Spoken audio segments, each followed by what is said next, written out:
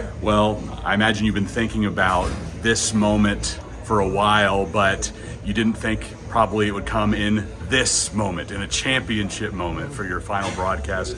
What are your emotions going into this one? Well, there are a lot. I mean, yeah, it is the last one. I wasn't expecting the national championship for sure, but it's one of those situations where you'll take it. I mean, my last home game doing radio was the Iowa State game, and at that point, you kind of knew something special could happen. We were hoping we'd get in the playoff, but well, I mean, I've had since the Iowa State game, I've had the Big 12 championship game, and then obviously last week at Michigan. You can kind of see the play clock kind of ticking down, and here we are today, and it's going to be special.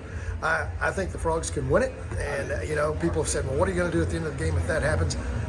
I don't know. We'll deal with that then, and I'd certainly I welcome the opportunity to figure that one out.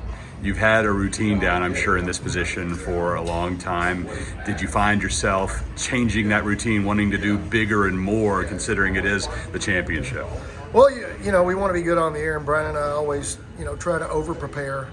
About half the stuff that's on the charts we never end up using, and especially if it's a really good game, you definitely don't. But no, I didn't change anything. I tried to have the charts done as early in the week as I could, and then spend the rest of the week just watching video and tape, and kind of like we used to do when we were playing. I mean, visual learning is a big deal in football, and I learned that a long time ago, and I've stuck with that over the years. I'm sure you've had a ton of people want to talk to you before this game, just knowing what it means to you, what it means to the team. What's been one of the more special people who's reached out to you to wish you well before this last broadcast? Oh, I mean, I've heard from all kinds of people. Lance Barrow from CBS. I've heard from a lot of people at ESPN. Kirk Herbstreit reached out. I mean,